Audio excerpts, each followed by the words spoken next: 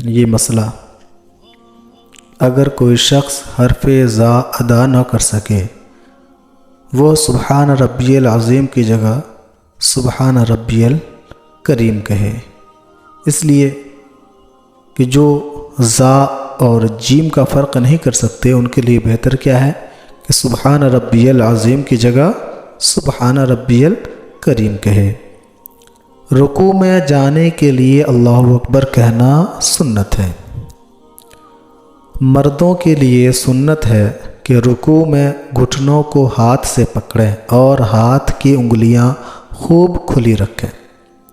یعنی مردوں کے لیے کیا سنت ہے کہ رکوع میں گھٹنوں کو ہاتھ سے پکڑیں اور ہاتھ کی انگلیاں خوب کھلی ہوئی رکھیں، یہ مرد کے لیے۔ اور عورت کے لیے کیا ہے؟ عورت کے لیے سنت یہ ہے کہ رکوع میں گھٹنوں کو ہاتھ سے نہ پکڑیں بلکہ گھٹنوں پر ہاتھ رکھیں اور ہاتھ کی انگلیاں کشادہ نہ کریں۔ اور مردوں کے لیے سنت ہے کہ حالت رکوع میں ٹانگیں سیدھی رکھیں، یعنی جب رکوع کریں تو پیر کو بالکل سیدھا رکھیں۔ اکثر لوگ رکوع میں ٹانگیں کمان کی طرح ٹیڑھی کر دیتے ہیں، یہ کیا ہے؟ مکروہ ہے، ایسا کرنا مکروہ ہے، بلکہ آپ کو بالکل پیر کو اپنے سیدھے رکھنا ہے۔ مردوں کے لیے سنت ہے کہ رکوع میں پیٹھ خوب بچھی ہوئی رکھے، یہاں تک کہ اگر پانی کا پیالہ پیٹھ پر رکھ دیا جائے تو ٹھہر جائے۔ اگر کوئی شخص اس طریقے سے رکوع کرتا ہے کہ بالکل پیٹھ سیدھی ہے اور پیالہ پانی کا اس پر رکھ دیا جائے تو نہ گرے، تو بہت بہتر طریقہ ہے۔ اس طریقے سے ہی رکوع کرنا ہر ایک انسان مرد کو چاہیے۔ حدیث پاک میں اس کے تعلق سے ہے کہ حضرت ابو مسعود رضی اللہ تعالیٰ سے روایت ہے کہ حضور اقدس صلی اللہ علیہ وسلم فرماتے ہیں کہ اس شخص کی نماز ناکافی ہے، یعنی کامل نہیں، جو رکوع و سجود میں پیٹھ سیدھی نہ کرے۔ مردوں کے لیے سنت ہے کہ رکوع میں سر نہ جھکائے، نہ اونچا رکھے بلکہ پیٹھ کے برابر ہو، یعنی مرد اس طریقے سے رکوع کرے کہ پیٹھ اور سر بالکل برابر ہو۔ ایسا نہیں کہ پیٹھ سے اونچا سر ہو اور یا سر بالکل نیچا ہو پیٹھ اونچا ہو، بلکہ دونوں کو برابر رکھے۔ عورت کے لیے سنت ہے کہ رکوع میں تھوڑا جھکے، یعنی صرف اتنا جھکے کہ ہاتھ گھٹنوں تک پہنچ جائے اور پیٹھ بھی سیدھی نہ کرے اور گھٹنوں پر زور نہ دے بلکہ محض ہاتھ رکھ دے اور ہاتھ کی انگلیاں ملی ہوئی رکھیں، پاؤں بھی جھکے ہوئے رکھیں، مردوں کی طرح ٹانگیں خوب سیدھی نہ کریں۔ تو عورتوں کے لیے حکم کیا ہے کہ اس طریقے سے سجدہ کرے کہ بالکل پیٹھ سیدھی نہ کرے، بہت زیادہ نہ جھکے، پیر بالکل سیدھی نہ کرے، سیدھا نہ کرے، یعنی اور انگلیاں بھی ملی ہوئی رکھے، یعنی اپنے ہاتھوں سے پیر کو بہت زور سے بھی نہیں پکڑنا ہے۔ رکوع سے اٹھتے وقت ہاتھ نہ باندھنا بلکہ لٹکے ہوئے چھوڑ دینا، یہ سنت ہے۔ رکوع سے اٹھتے وقت امام کا سمیع اللہ لمن حمدہ کہنا اور مقتدی کا اللہم ربنا ولک الحمد کہنا، اور منفرد یعنی اکیلا پڑھنے والے کے لیے دونوں کہنا یہ سنت ہے۔ منفرد یعنی جو تنہا نماز پڑھتے ہیں ان کو سمیع اللہ لمن حمدہ کہتا ہوا رکوع سے اٹھے اور سیدھا کھڑا ہو کر اللہم ربنا ولک الحمد کہے۔ سمیع اللہ لمن حمدہ کی ہا کو ساکن پڑھے، یعنی سمیع اللہ لمن حمدہ، اور اس پر حرکت ظاہر نہ کرے اور دال کو بھی کھینچ کر نہ پڑھا جائے، اس طرح پڑھنا کیا ہے؟ سنت ہے، یعنی سمیع اللہ لمن حمدہ۔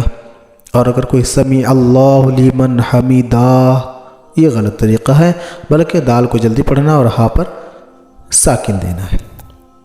مسئلہ، صرف ربنا لک الحمد کہنے سے بھی سنت ادا ہو جائے گی، مگر واو ملانا بہتر ہے، یعنی ربنا ولک الحمد کہنا بہتر ہے اور شروع میں اللہم کہنا اور زیادہ بہتر ہے۔ بخاری اور مسلم نے حضرت ابو ہریرہ رضی اللہ تعالیٰ عنہ سے روایت کی کہ حضور اکرم صلی اللہ علیہ وسلم ارشاد فرماتے ہیں کہ جب امام سمیع اللہ لمن حمدہ کہے تو اللہم ربنا ولک الحمد کہو، جس کا قول فرشتوں کے قول کے موافق ہو، اس کے اگلے گناہ کی مغفرت ہو جائے گی۔ مسئلہ، حالت رکوع میں پشت قدم پر نظر کرنا مستحب ہے، یعنی جو آپ کے پیر کا اوپر والا حصہ ہے، پشت ہے، اس پر نظر کرنا کیا ہے؟ مستحب ہے۔ इमाम ने रुकू से खड़े होते वक्त भूल कर समी अल्लाहु लिमन हमिदा की जगह अल्लाह अकबर कहा तो नमाज हो जाएगी। असलन सजदे सौ की बिल्कुल भी ज़रूरत और हाजत नहीं। मसला सुन्नत यह है कि समी अल्लाहु लिमन हमिदा की सीन को रुकू से सर उठाने के साथ कहे और हमिदा की हा सीधा खड़ा होने के साथ ख़त्म करें। रुकू से जब उठे तो हाथ लटके हुए छोड़ देना सुन्नत है, हाथ बांधना न चाहिए। ये पढ़ चुके हैं।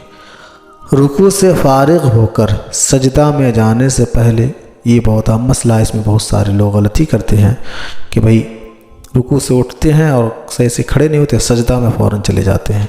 ये तरीक़ा बिल्कुल गलत है, इस पर तवज्जो देने की ज़रूरत है।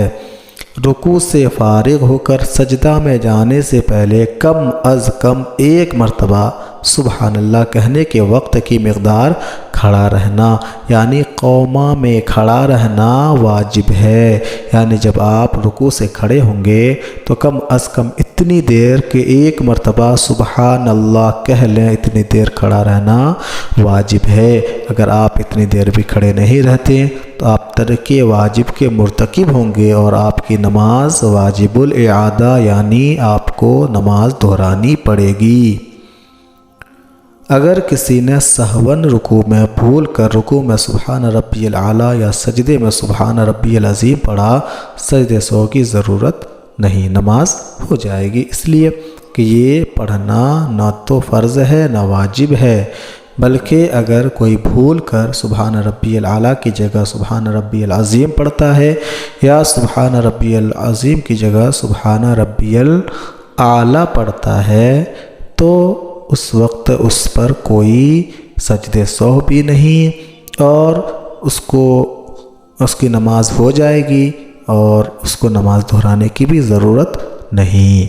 और ऐसा करना जानबूझकर नहीं चाहिए।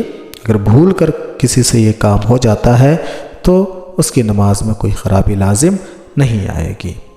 उम्मीद है कि ये तमाम मसाइल आप तमाम लोगों के ज़हनों में नक्श हो गए होंगे और इसी के मुताबिक आप अपनी नमाज अदा करेंगे। अस्सलामु अलैकुम वरहमतुल्लाहि वबरकातुहू।